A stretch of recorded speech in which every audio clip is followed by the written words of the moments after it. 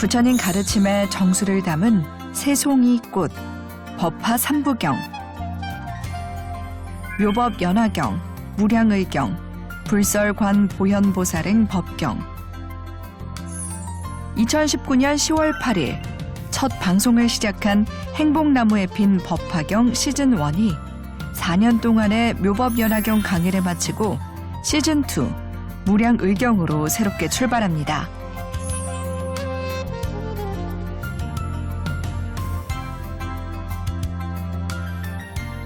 정혜선원 호연스님과 나누는 행복 토크, 그리고 불자들을 위한 호연스님의 증문즉답. 불교 경전 가운데 으뜸으로 손꼽히는 법화경의 심오한 세계로 지금 출발합니다. 스님 안녕하십니까? 안녕하십니까? 네, 정혜선원에 와보니까 웅장하고 참 많은 불자들이 오셔가지고 환희심이 느껴지는 현장이었습니다. 오늘 이렇게 스님과 이야기를 나누게 돼서 참 기쁩니다. 먼저 저희 시청자 여러분들께 소개 좀 부탁드리겠습니다. BTN 시청자 여러분들께 인사드립니다. 저는 이 행복나무에 핀 법화경 강의를 4년여 동안 해왔습니다. 요즘 시절이 이제 가을인데, 가을은 이제 결실의 계절이다 오지 않습니까?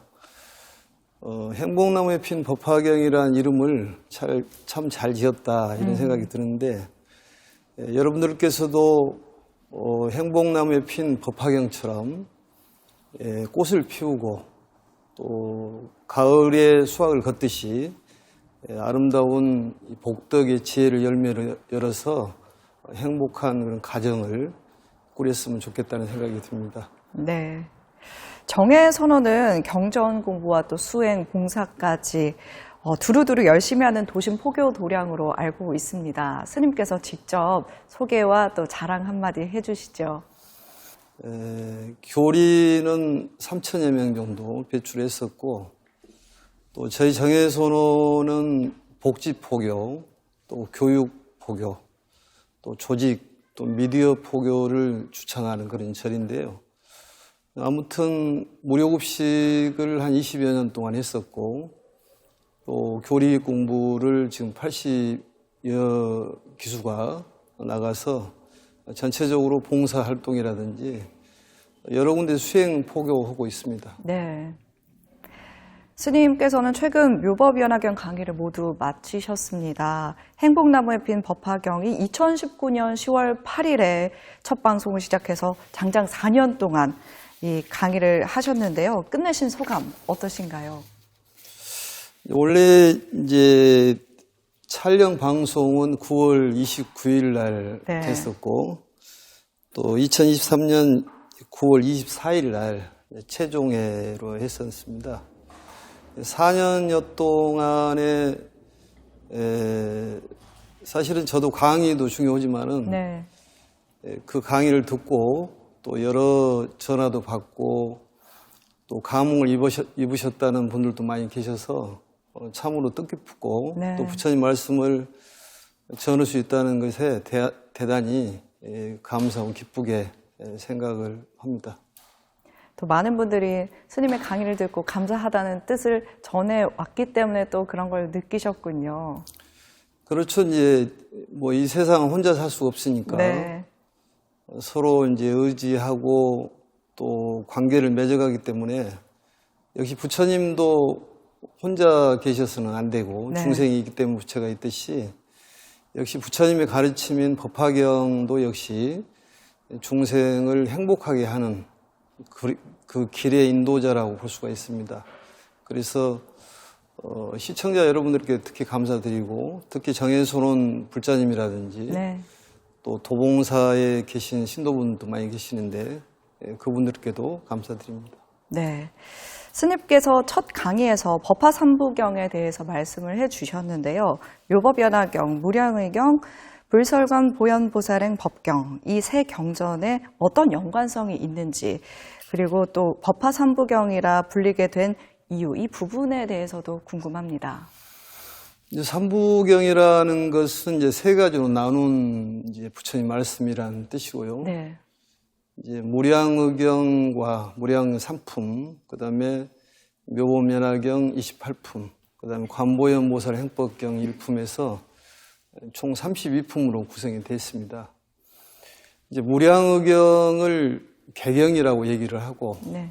또 묘법연화경을 우리가 말하는 법화경인데 본경이라고 얘기를 합니다. 그리고 이제 관보현보살 행법경은 매짐의 그런 말씀이다. 그래서 결경이라고 얘기를 하는데요.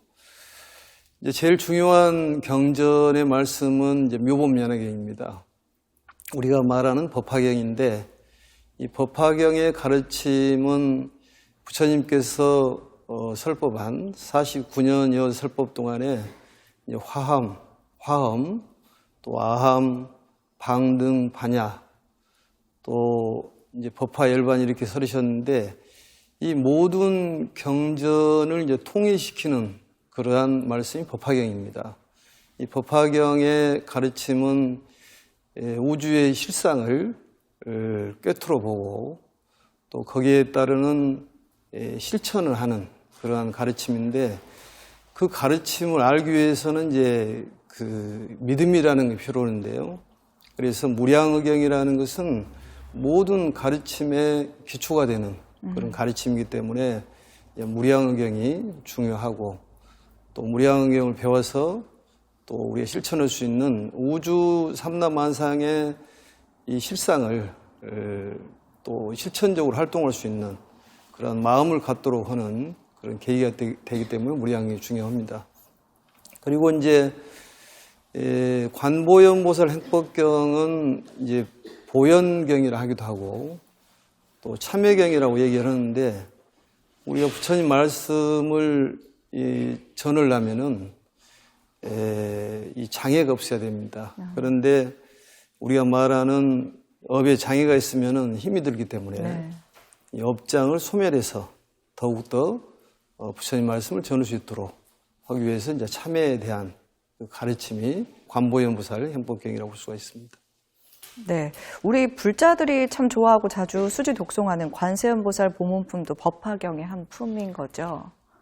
이 관세음보살 보문품은 묘법연화경 25품에 자리하고 있습니다. 이 관세음보살이라는 분은 이제 우리에게 이제 잘 인식되기를 어머니 같은 그런 이제 마음의 보살이라고 볼 수가 있는데요. 이 관세음보살님을 실제로 보신 분은 없죠. 우리 아나운서님도 보셨을까요, 혹시? 아니요. 지장보살님도 보신 분이 없고, 네.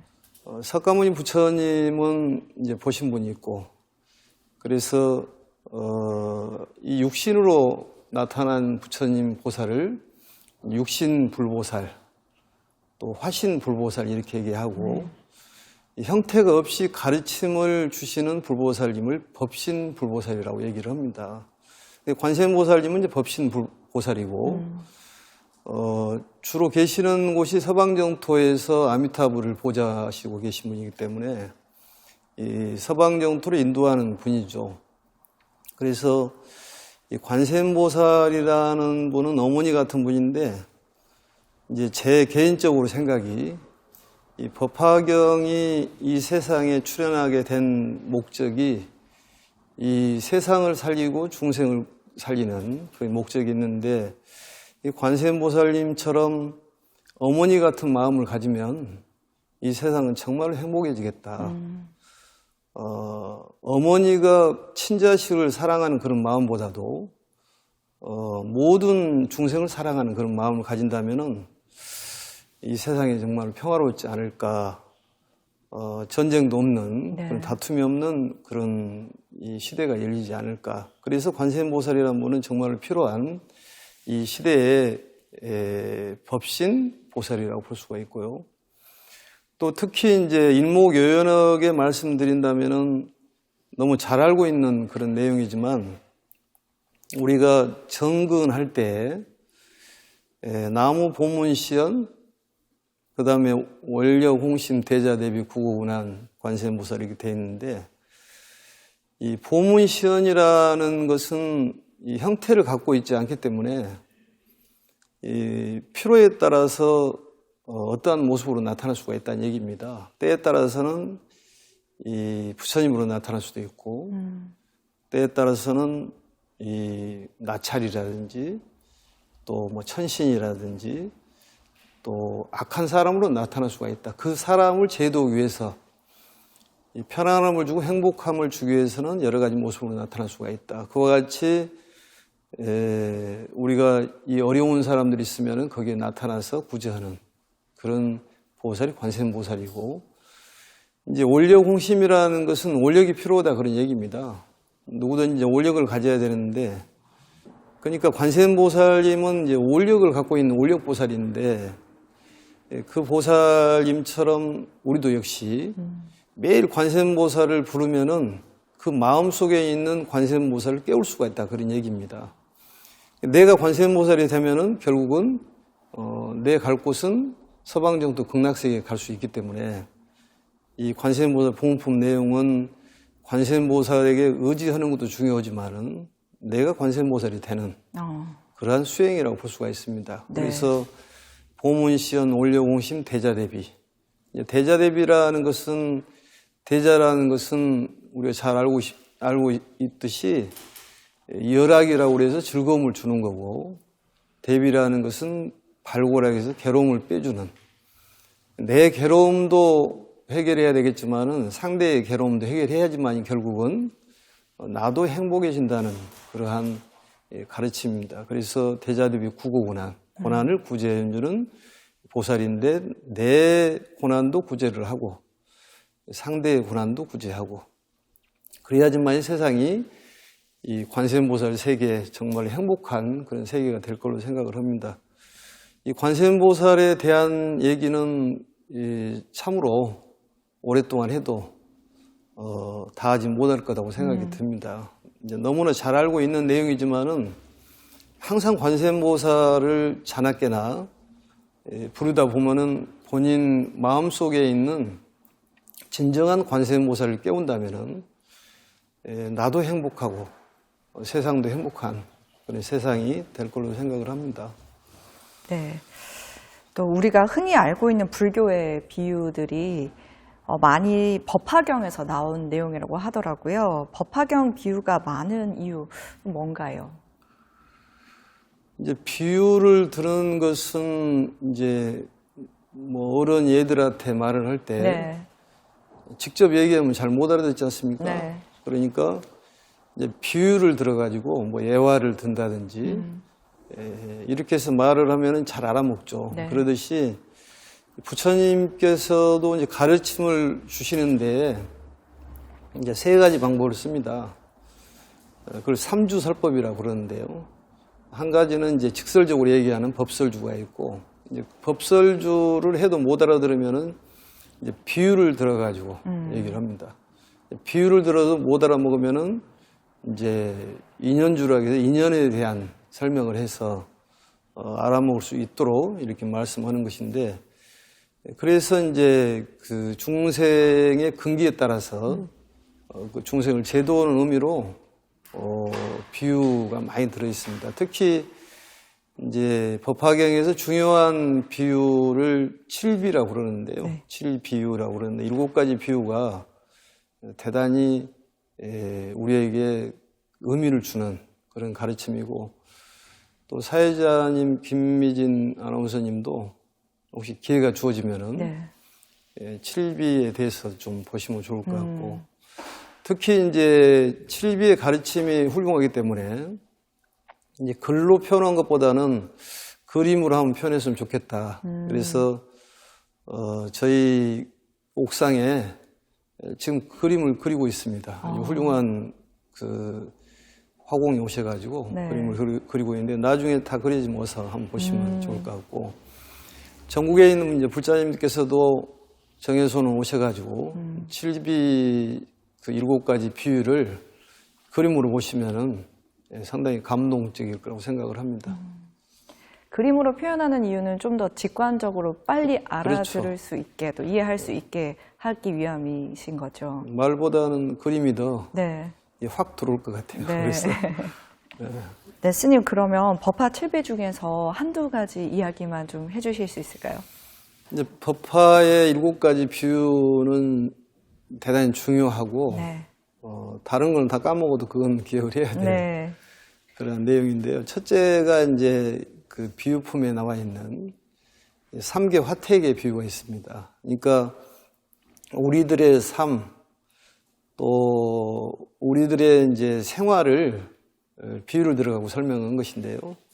3개 화택이라는 것은 우리가 살고 있는 곳이 불난집이라는 얘기인데 결국은 우리가 살고 있는 세계가 창살 없는 감옥이다 그런 얘기입니다.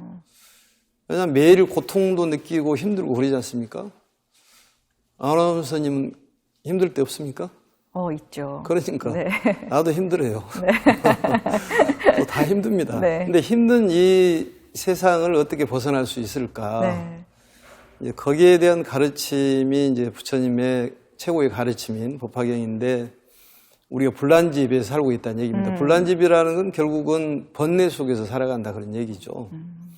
활활 타고 있는 그러한 불난집에서 살고 있는데 거기에 빠져나올 수 있는 방법이 뭘까?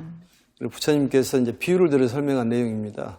그래서 양거, 녹거, 우거를 3가지 방편으로 이제 이 집안에 들어있는 불난집에 있는 위험한 그 아들들을 구제하는 그런 내용입니다. 결국은 그 아들이라는 것은 나라고 생각하면 되는데 나도 역시 모두가 나니까 나라는 존재가 상당히 힘들고 매일 위험한 그런 상황에서 사는데 거기에 벗어날 수 있는 방법, 특히 육체보다는 정신적으로 벗어날 수 있는 방법에 대해서 거기에 3가지 방편을 써서 이제 구출하는 그런 내용. 근데 본인들이 원하는 3가지를 원하지만 더욱 큰 것을 준다 그 말이죠. 부처님께서는. 그래서 이 장자는 이제 부처님을 비유한 거고 또 이 아들들은 바로 이제 우리 중생을 비유를 한 것입니다. 네. 중생이 그렇게 이 절박한 그런 상황에서 살고 있다. 거기에서 빠져나와야 되는데 천지분간을 모르고 살고 있다. 이런 얘기고요. 그게 3개 화택에 대한 비유입니다. 그리고 이제 2번째 비유가 신해품에 나와 있는 신해라는 것은 믿고 이해하는 것이 신해입니다. 모든 종교의 근간이 되는 것은 신해입니다. 그게 믿음이 없으면은 아무것도 아닌 거죠. 그게.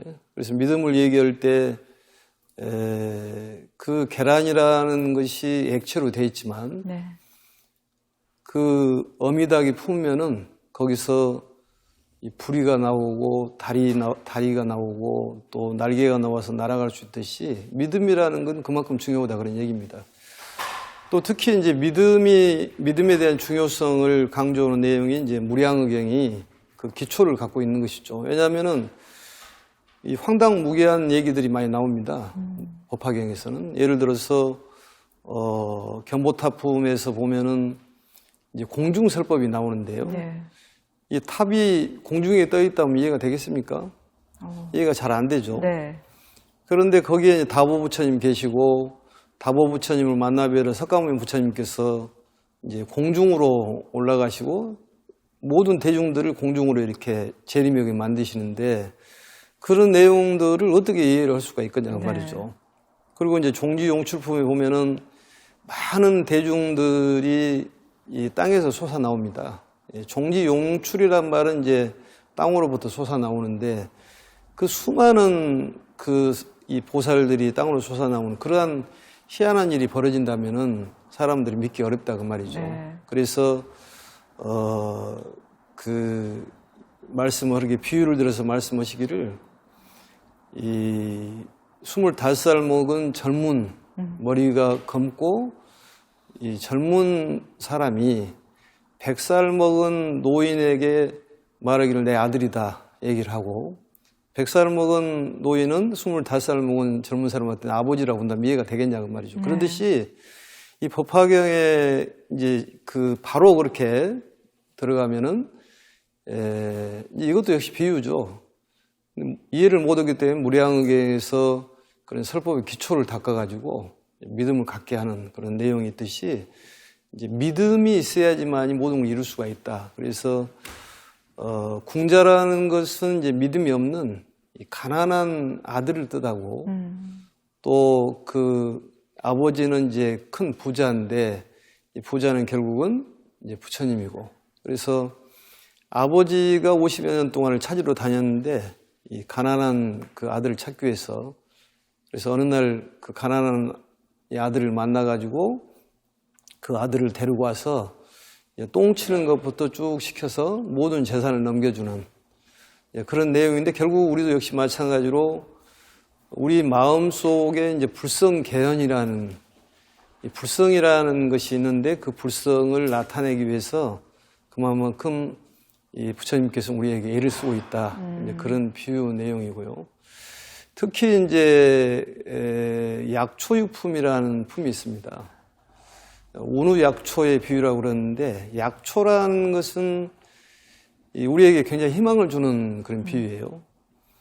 이제 하늘에서 비가 이렇게 내려오면은 이 대지에 많은 그런 생명체가 있지 않습니까? 각기 알맞게 그 비를 머금고 본인의 이 그 특질을 나타내는 그러한 내용이 이제 약초유품인데 그게 이제 수, 일지, 소생, 이류, 소윤, 이제, 추목, 가규, 차별이라는 17법문이야. 유명한 법문입니다.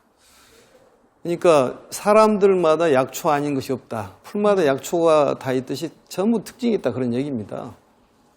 각각 그 꽃을 피우고 열매를 맺는 것이 전부 다르다. 똑같을 수가 없다. 네. 그러니까 누구든지 훌륭하다. 그런 얘기예요. 이번에 이제 올림픽에 아시안 게임에서도 뭐 금메달을 따는 사람들이 우리가 축구도 따고 뭐 야구도 땄는데 부처님께서는 이제 대한민국이다 미국이다 이렇게 차별을 두지 않습니다. 그러듯이 비는 차별을 두지 않고 내리되 거기에 이 모든 식물이나 동물들은 각각 알맞게 이 그 비를 머금고 핀다 그런 얘기죠. 모든 식물은 꽃이 필까요 안 필까요? 생각 안 해보셨나요? 네. 모든 식물은 꽃이 핍니다. 네. 어떤 꽃이 예쁘냐고 따질 수는 없어요. 그러듯이 모든 일체 중생은 각자의 꽃이 필 때가 있습니다. 봄에 피는 꽃도 있고 겨울에 피는 꽃도 있는데 그게 어떤 거 훌륭하다 이렇게 볼 수는 없다는 것이죠. 자기만의 꽃을 피우고 약초라는 것을 빨리 깨달아야 한다는 얘기입니다. 네. 그래서 정말로 이 차별성을 나타내지만은 평등한 그런 가르침, 용기를 줄 수 있는 가르침입니다. 절에서 그 스님들이 축원할 때 각각 등 보채 이러듯이 각각 차별이 있다, 특징이 있다. 손은 손대로, 눈은 눈대로, 귀는 귀대로 전부 특질이 있듯이 사람마다 전부 특질이 있기 때문에 잘하는 부분이 있다는 얘기입니다. 그게 아직 나타나지 않았을 뿐이다. 그러니까 희망을 가져야 됩니다. 지금까지 힘들고 어려운 사람이 있다 그러더라도 반드시 좋은 꽃피는 봄날이 올 것이다. 네. 그걸 볼 때마다 행복나무에 핀 법화경이라는 이름이 참 좋구나. 네. 행복나무에 핀 법화경이다. 이 법화경으로 피운다는 것은 뭐 이루 말할 수 없는 훌륭한 그런 내용이다 이렇게 봅니다. 그래서 이 약초유품도 굉장히 중요하고 또 그 열애수량품에 보면은 이제 아픈 자식들을 치료하는 의사가 이제 나옵니다. 의사 비유라고 그러는데 이제 그게 이제 삼교 화택의 비유, 그 다음에 궁자의 비유, 그다음에 화성의 비유, 그 다음에 약초의 비유, 그 다음에 의비유, 개비유. 의라는 것은 옷 속에 있는 옷을 비유로 한 거고, 옷 속에 있는 보물. 개라는 상투개자입니다. 상투 속에 있는 보물. 그 다음에 열애수량품에 의사의 비유하고 7가지 비유인데요. 이 우리들은 이제 살면서 아프지 않은 사람이 없죠. 네. 거기에 이제 알맞는 처방을 해서 치료해 주는 분이 바로 부처님이다 이런 얘기입니다. 그래서 아버지가 때에 따라서는 이 죽었다가도 살았다가도 하고 이렇게 우리가 말하는 미륵 부처님이 나타나는 것처럼 잠시 그 얘들을 위해서 방편으로 떠났다가 다시 나타나서 제도는 그런 내용들이 이 법화경의 치유에 대한 얘기는 한참 해도 시간이 부족할 것 같고 시간이 나면 자주 그걸 보시면은 굉장히 네. 도움이 될 걸로 생각을 합니다. 이렇게 알기 쉽게 설명해 놓은 또 비유가 많은 법화경. 많은 불자님들이 법화경을 사경하는 것으로 알고 있는데요. 스님께서 몇 해 전에 우리말 법화경 전자사경을 처음으로 개발하셔서 화제가 되기도 했는데 여전히 불자들에게 많은 도움이 되고 있죠. 그렇죠.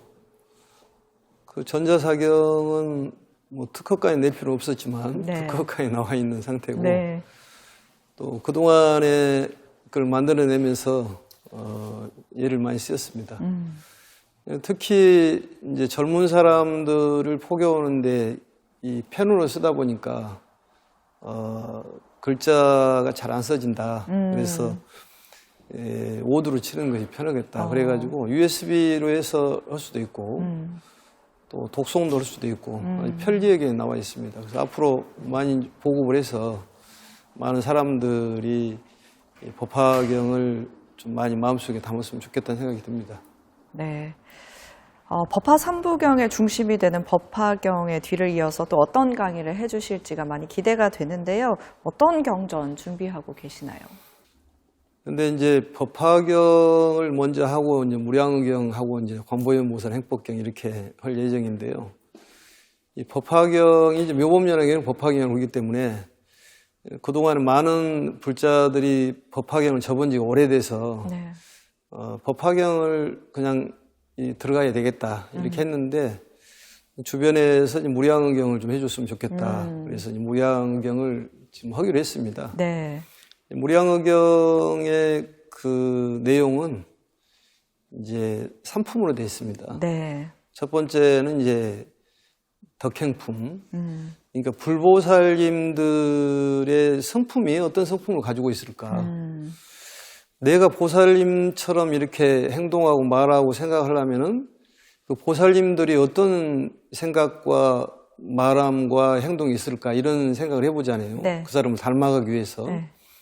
그래서 그 보살에 대한 마음 씀씀이가 나옵니다. 그게 덕행이라는 것은 이제 그 성품을 얘기를 하는 것이기 때문에요. 그래서 이제 몇 가지 얘기하면은 그 염한 단박이라는 말이 나오는데 그 어쨌든 보살은 마음이 넓다. 마음이 넓고 허공처럼 넓다. 또 바다처럼 깊다. 뭐 이런 얘기들이 많이 나옵니다. 그래서 이제 덕행품을 보시다 보면 이제 믿음이 가서 이제 묘법연화경 보기가 훨씬 수월하다 이런 생각이 들고요. 그리고 부처님의 30 이상 80 종호에 대해서 상당히 상세히 나온 내용이 있습니다. 그리고 이제 무량의경 설법품의 내용은 이제 가장 중요한 내용입니다. 거기에는 어떤 우리가 수행을 하면서 살아야 될 것이냐, 이제 거기에 대한 내용이 자세히 나와 있고요. 그 다음에 이제 10공덕품은 10가지 이 경을 공부하는 공덕이 10가지가 있는데 10가지에 대한 공덕 이렇게 해서 3품으로 구성이 되어 있고 관보현보살 행법경은 이제 참여경이라고 해서 아까도 말씀드렸듯이 이 보현보살이라는 분은 이 묘법연화경 보현보살 곤발품에도 등장을 합니다만은 이 정묘국토라는 이제 동방에서 오신 그런 보살입니다. 보위덕 상황부를 모시고 계시면서 우리에게 실천력을 가르쳐 주기 위해서 그래서 꿈에 이제 그 코끼리를 만나면은 이제 보현보살이 오셨다 이렇게 얘기를 합니다. 왜냐하면은 보현보살은 이제 코끼리를 타고 다니신다 이렇게 얘기를 하시죠. 그래서 3품으로 구성이 돼서 대략적으로 이 그 구성이 그렇게 되어 있습니다. 내용도 그렇게 되어 있고. 예. 무량의경 같은 경우에는 조금 쉽게 풀어서 불자들이 이해하기 쉽게 이야기를 해주실 예정이시죠? 무량의라는 말은 이제 그 한량이 없다 그 소리거든요. 네.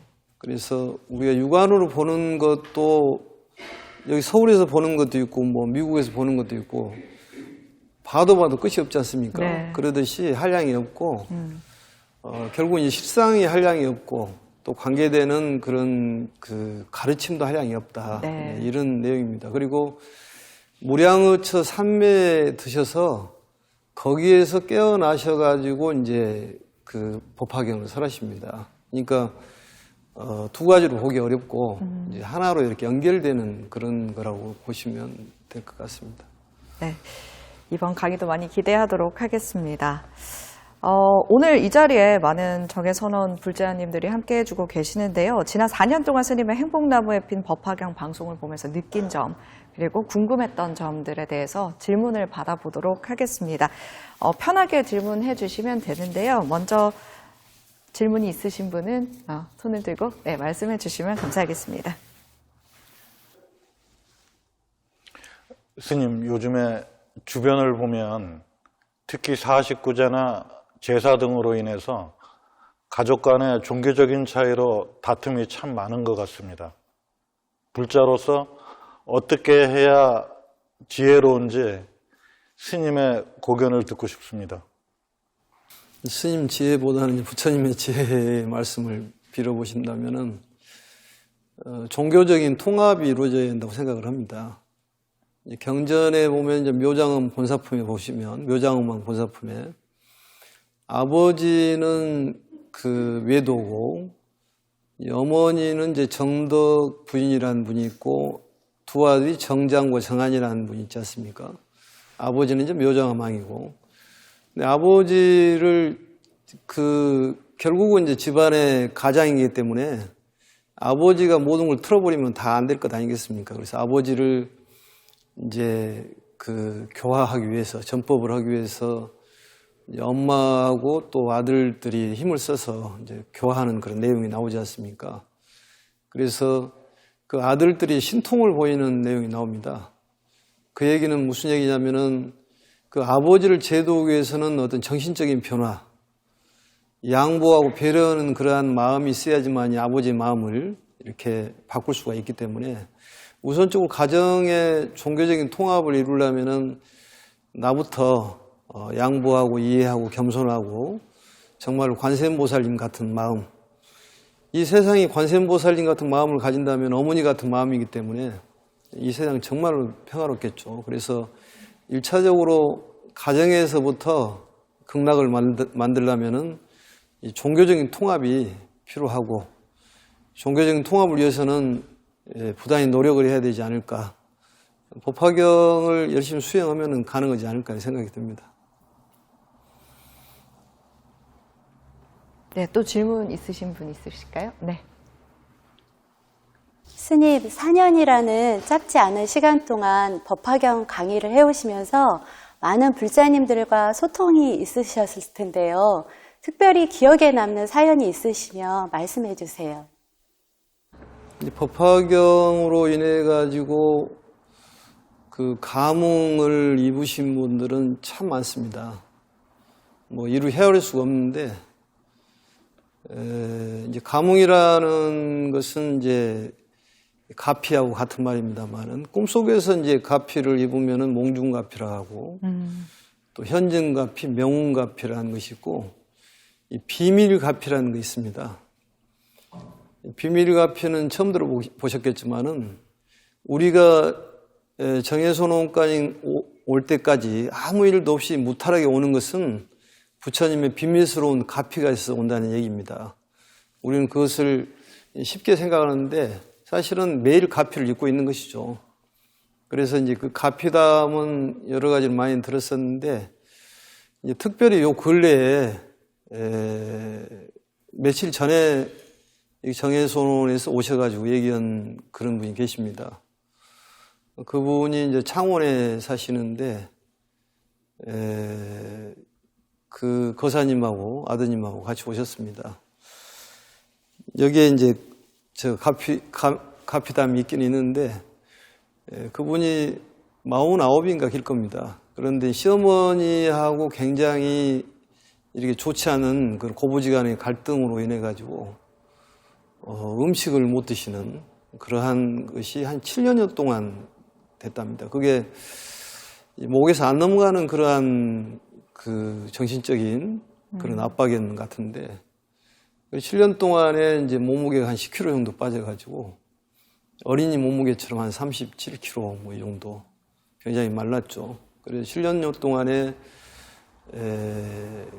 힘들었었는데 그래서 불교에 이제 귀의를 해서 좀 돌파구를 찾기 위해서 천수경 또 금강경도 듣고 또 많은 스님들 말씀도 들었는데 그걸로 이제 만족을 못하고 어느 날 이제 그 유튜브를 보고 법화경을 들었는데 법화경도 이제 강의하신 분들 여럿이 계시는데 유튜브를 마치 행복나무에 핀 법화경을 1회를 보고 1회 보는 날 첫날 음식이 달더라는 거예요. 그게 음식이. 그래서 맛있게 저녁을 먹고 아무튼 신기한 일이 벌어졌다는 얘기입니다. 그래서 간략하게 얘기하면은 오늘 뭐 가피담 얘기는 아니니까 그래서 그분이 한 달 만에 다시 7kg가 쪄가지고 너무 감사해서 이쪽으로 왔다. 그래서 항상 부처님께서 살려주시고 또 지켜주시고 좋은 곳에 인도해 주신다는 그런 믿음이 있어서 지금은 마음에 정말 자유롭고 평온하고 행복하다는 그런 말씀을 들었습니다. 네, 이렇게 질문도 받아봤는데요. 스님, 앞으로 경전 강의 외에 갖고 계신 계획과 발언에 대해서 좀 듣고 싶습니다. 우리 견보타품에 보면은 그 공중으로 이렇게 그 허공에 머무르는 탑이 있습니다.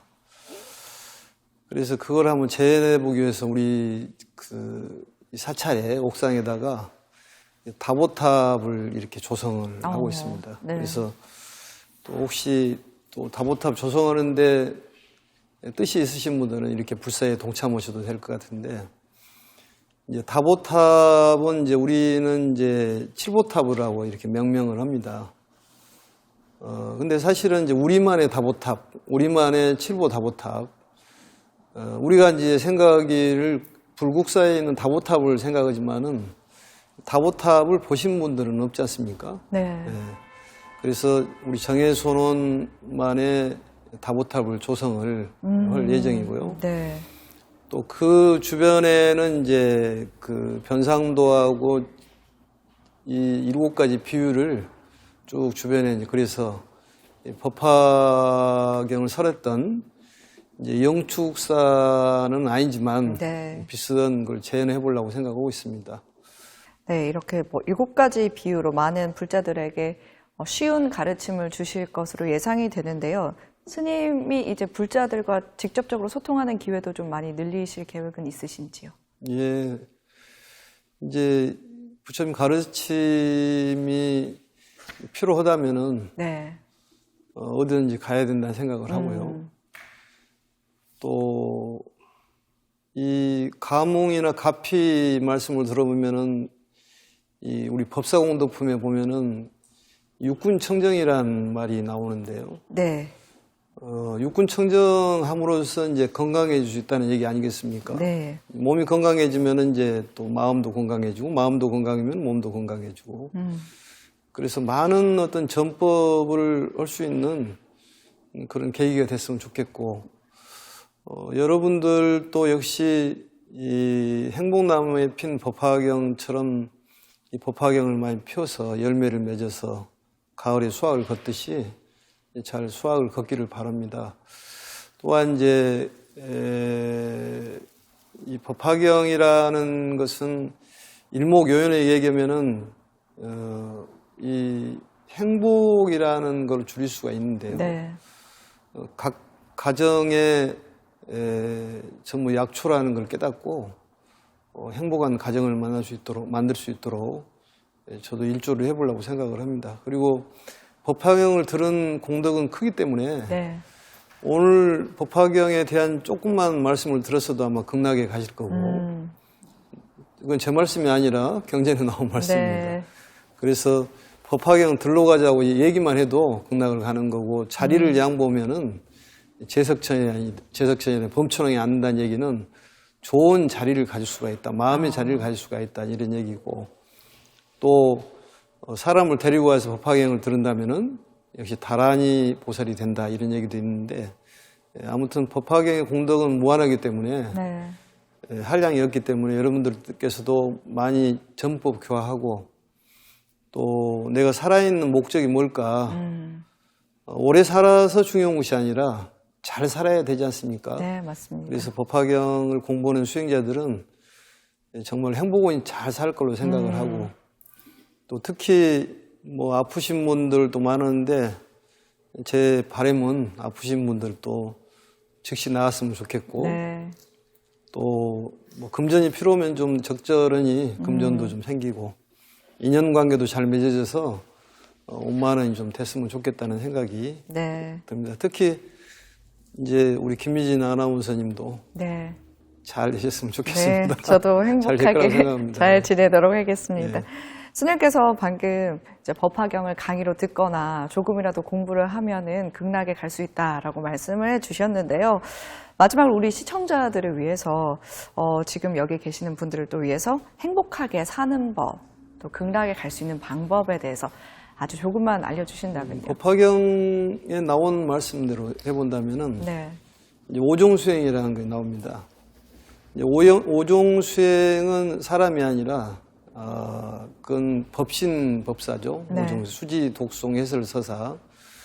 이 수행을 법사임을 통해 가지고 수행법사를 통해 가지고 우리가 수행을 열심히 해서 육신법사로 우리가 많은 사람들을 구제를 한다면은 정말 행복한 삶이 되고 보람 있는 삶이 될 거라고 생각합니다. 네, 특히 모든 일에 이제 두려워하지 말고 당당해라는 말이 나오는데 그게 관세음보살 보험품에 나온 얘기입니다. 두려워하지 말고 당당하라. 참 좋은 말 같습니다. 두려워하지 말고 당당하라. 항상 부처님께서 내 곁에 계신다고 생각을 하고 나는 관세음보살이라고 생각한다면은 어떠한 두려움도 이겨낼 수가 있고 정말로 보람 있고 참된 삶을 살 수 있을 거라고 생각합니다. 특히 이 법화경을 수행하는 불자 여러분들께서는 아무튼 잘 될 것인 걱정하지 마시고 건강하니 모든 일이 잘 풀릴 거라고 생각을 합니다. 결국에는 행복하게 되기 위해서는 스스로 법화경을 공부하고 또 행으로 나타내는 수밖에 없겠네요. 그렇죠. 실천이 굉장히 중요하죠. 네.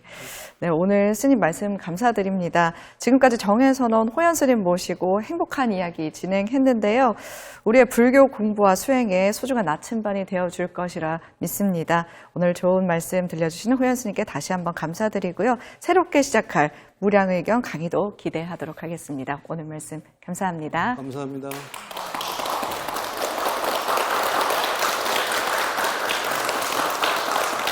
수고하셨습니다.